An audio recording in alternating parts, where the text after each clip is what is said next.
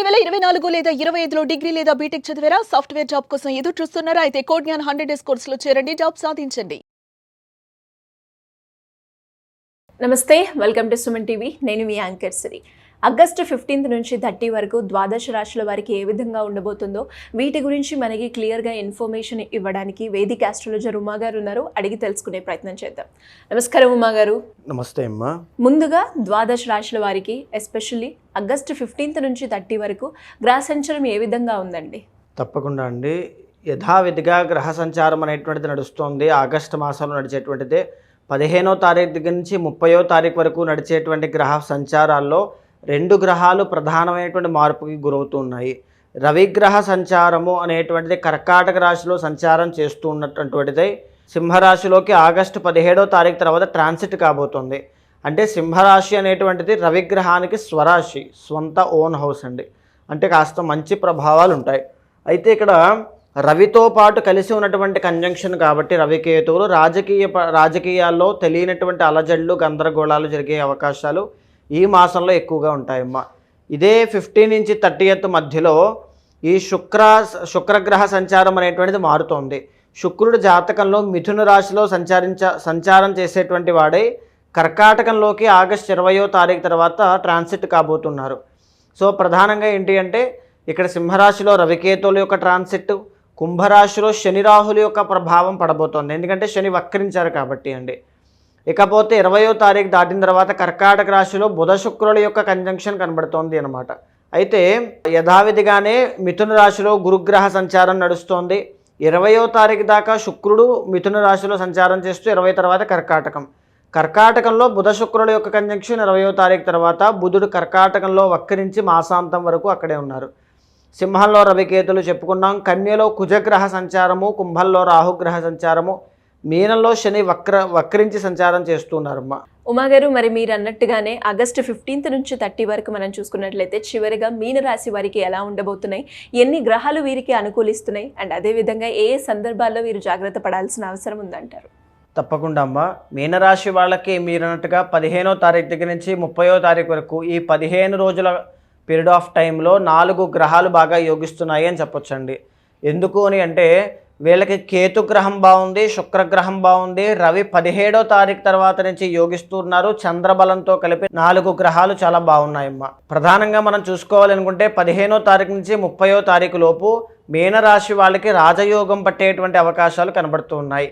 రవి ఎప్పుడైతే యోగాన్ని కలగజేస్తూ ఉంటారో, ఇక్కడ రవి అనేటువంటి ఆయన 6వ స్థానంలో యోగాన్ని కలగజేస్తూ ఉన్నారండి. వీళ్ళకి 6th హౌస్లో చూడండి, రవి కేతువులు ఇద్దరూ కూడా యోగాన్ని అంటే యోగిస్తూ ఉన్నారనమాట. రవి అనేటువంటి ఆయన స్వక్షేత్రంలో ఉన్నారు. ఈ ఆగస్టు 17వ తారీఖు దగ్గర నుంచి మరలా ఒక మాసము 30 రోజుల పాటు మీనరాశి వాళ్ళకి రాజయోగం కనబడుతుందండి. ఖచ్చితంగా మీరు చేసే పనిలో సక్సెస్ఫుల్ అవుతారు. ప్రతి పని కూడా అనుకున్న విధంగా విజయవంతంగా పూర్తవుతుంది. బంగారము వ్యాపారంగా చేసేటువంటి వాళ్ళు, ఉద్యోగం కోసం ప్రయత్నం చేసే వాళ్ళు సఫలీకృతం అవుతారు. ఉద్యోగ ప్రాప్తి కూడా బాగుంటుంది. ఉద్యోగంలో ప్రమోషన్ కావాలని కోరుకున్న వాళ్ళకి కూడా చాలా బాగుంటుంది అని చెప్పుకోవచ్చు. రవి బలం బాగుండడం వల్ల రాజకీయవేత్తలు, రాజకీయ నాయకులకి లబ్ధి అనేటువంటిది చేకూరుతుందండి. ఎప్పటి నుంచి? 17 నుంచి. ఈ లబ్ధి ఏ విధంగా కలుగుతుంది అంటే ప్రధానంగా వీళ్ళకు ఉన్నటువంటి రుణ బాధల నుంచి బయటికి రావడం కానీ, వీళ్ళకి అపకీర్తి పాలయ్యేటువంటి యోగాలు, అవమానపడిన చోటే మళ్ళా గౌరవ మర్యాదలు సంపాదించుకోవడం కానీ ఇలాంటివన్నీ కూడా బాగుంటాయి. కానీ రవి కేతువుల యొక్క కంజంక్షన్, కేతువు కూడా యోగించినప్పటికీ కొద్దిగా ఆలస్యం అయ్యేటువంటి అవకాశాలు, డిలే అయ్యేటువంటి అవకాశాలు, అంటే ఆగస్టు 17 నుంచి సెప్టెంబర్ 17 వరకు కాబట్టి సెప్టెంబర్ మొదటి వారంలో, 2వ వారంలో అలా ఫలితాలు వస్తాయమ్మా. సో అక్కడ అలా ఉంటుంది. ఇక్కడ 7వ స్థానంలో కుజగ్రహ సంచారం నడుస్తోందండి వీళ్ళకి. ఈ కుజుడు అనేటువంటి ఆయన వ్యాపారంలో ఒత్తిడి అనేటువంటి దాన్ని తీసుకొస్తారు. ఒత్తిడి అంటే ఏం కాదు, చేసేటువంటి మన కృషి పట్టుదల బాగున్నప్పటికీ ఆ రిజల్ట్స్ కోసం బాగా వెయిట్ చేయడం కానీ, ఆ రిజల్ట్స్ కోసం కష్టపడడం కానీ ఇలాంటి పరిస్థితులు ఎక్కువగా ఉంటాయి. 5వ స్థానమైనటువంటి కర్కాటకంలో బుధ శుక్రుల యొక్క కంజంక్షన్ అంటే ప్రేమ వ్యవహారాల్లో విజయాన్ని పొందడం, సంతానం విషయంలో శుభవార్తలు చూడడం. 5వ స్థానము ఇక్కడ ఏంటి అంటే ఉన్నత విద్య కోసం వెళ్ళిన వాళ్ళు, మంత్రసిద్ధి కోసం ప్రయత్నం. ఎందుకంటే మీనరాశి వాళ్ళు ఎంతోమంది సిద్ధులు, మంత్రసిద్ధులు ఉంటారు. వాళ్ళు సో మంత్రసిద్ధి కోసం యాడ్ చేసి చెప్పడానికి, మంత్రసిద్ధి కోసం ప్రయత్నం చేసేవాళ్ళు తప్పకుండా వాళ్ళకి సిద్ధిస్తుంది అని చెప్పొచ్చండి. ఇక పంచమంలో బుధ శుక్రుల యొక్క కంజంక్షన్ కనబడుతోంది అంటే విదేశాల్లో నివాసం ఉంటూ విదేశాల్లో ఉన్న వాళ్ళకి కూడా 17వ తారీఖు తర్వాత నుంచి ఉద్యోగ, వ్యవసాయ, వాణిజ్య, వ్యాపారాలన్నీ కూడా అనుకూలిస్తాయి.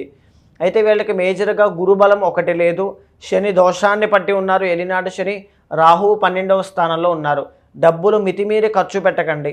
అనవసరమైన విషయాలకి, అనవసరమైన తగువుల్లో దూరి వాటి కోసం ఆలోచించి మనశ్శాంతి పాడు చేసుకోకండి. వ్యసనాలు, అలవాట్లు, జూదము కానీ ఏదైనా ఉన్నా వాటి నుంచి బయటికి రావడానికి ప్రయత్నించండి తప్ప వాటిలో ఉన్నప్పుడు మీకు ఆరోగ్య సమస్యలు అనేటువంటివి ఈ పరిస్థితుల్లో ఎక్కువగా ఉంటాయి. దీర్ఘకాలిక ఆరోగ్య సమస్య ఈ మాసాల్లో కనుక మీకు అటాక్ అయితే అది తొందరగా విడిచిపెట్టి వెళ్ళడం చాలా కష్టం అవుతుంది. సో డిసెంబర్ దాకా కూడా ఆరోగ్యం విషయంలో మీరు చాలా కేర్ఫుల్గా ఉండాలి. ఈవెన్ ప్రయాణం చేసేటప్పుడు కూడా, ఎందుకంటే కుజుడు ఒక పక్కన బాగాలేదు, రాహు ఒక పక్కన బాగాలేదు, ఏలినాటి శనిలో కూడా ఉన్నారు కాబట్టి ప్రమాదాల విషయంలో కూడా అప్రమత్తంగా ఉండండి. 4వ స్థానంలో గురు శుక్రుల యొక్క కంజంక్షన్ 20వ తారీఖు వరకు ఉంటుందండి. సో ఇక్కడ దీనివల్ల ఏం జరుగుతుంది అంటే మంచి గృహయోగము అనేటువంటిది కనబడుతుంది ఒక పక్క.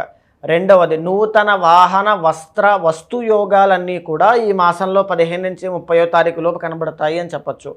ఇకపోతే ఈ మీనరాశి వాళ్ళకి సహజ సిద్ధంగానే డబ్బులు అసలు నిలబడకపోవడం, పుట్టినటువంటి జన్మస్థలం నుంచి దూరంగా వెళ్ళేటువంటి యోగం వీళ్ళకి పట్టడం కానీ, ఎంత కష్టపడినా ఆ ఫలితం వీళ్ళకి రాకుండా చుట్టుపక్కల ఉండేటువంటి వాళ్ళు అనుభవించడం కానీ, తర్వాత దైవ భక్తి పరాయణులు అంటే విపరీతంగా దాన ధర్మాలు చేయడం, పుణ్య కార్యక్రమాలు చేయడం వీళ్ళకి ఆల్రెడీ అలవాటు ఉంటుంది.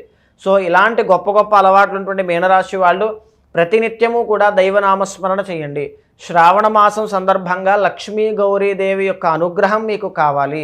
గౌరీదేవి పరాక్రమాన్ని ఇస్తుంది, ధైర్యాన్ని ఇస్తుంది, రాహు యొక్క దోషాన్ని తొలగజేస్తుంది. ఈ యొక్క లక్ష్మీదేవి సర్వ సంపదల్ని ఇస్తుంది, గురు శుక్ర బలాలని పెంచుతూ ఉంటుంది. సో మీకు అన్నీ కూడా చాలా అవసరం.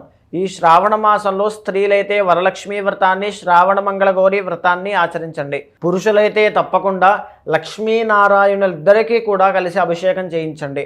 అద్భుతమైనటువంటి రెమెడీగా పనిచేస్తుంది. ఇకపోతే ఎవరైనా సరే గురుబలం లేక అంటే ఫైనాన్షియల్ ఇష్యూస్ ఎవరైతే చూస్తూ ఉంటారో ఈ మాసంలో వాళ్ళు స్ఫటిక శివలింగానికి అభిషేకం చేయడం కానీ, ప్రతి గురువారము గోసేవ చేయడం కానీ, శనగలు దానంగా ఇవ్వడం కానీ తప్పకుండా చేయండి. వీరికి కలిసి వచ్చే రోజు అంటారు? వీళ్ళకి ఈ మాసంలో కలిసి వచ్చేటువంటి రోజు మంగళవారం అమ్మ. కలిసి వచ్చే రంగు?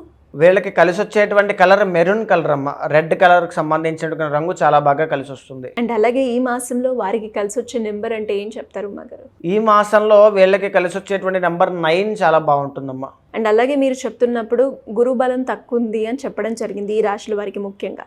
అలాంటి వారు ఎవరైనా కూడా గురుబలం పెంచుకోవడానికి ఏం చేయొచ్చు అంటారు? అంటే చాలా విధాలుగా మనకి శాస్త్రం చెప్పిందండి. ఇందాక నేను చెప్పినట్టుగా గోసేవ చేయొచ్చు, దక్షిణామూర్తి యొక్క ఆరాధన చేయొచ్చు, శనగలు దానంగా ఇవ్వచ్చు, శివ అభిషేకం అనేటువంటిది చేయొచ్చు, డైరెక్ట్గా గురుడికే జపపారాయణ, అర్చనాభిషేక, హోమాది క్రతువుల పూర్వకంగా చేసుకోవచ్చు.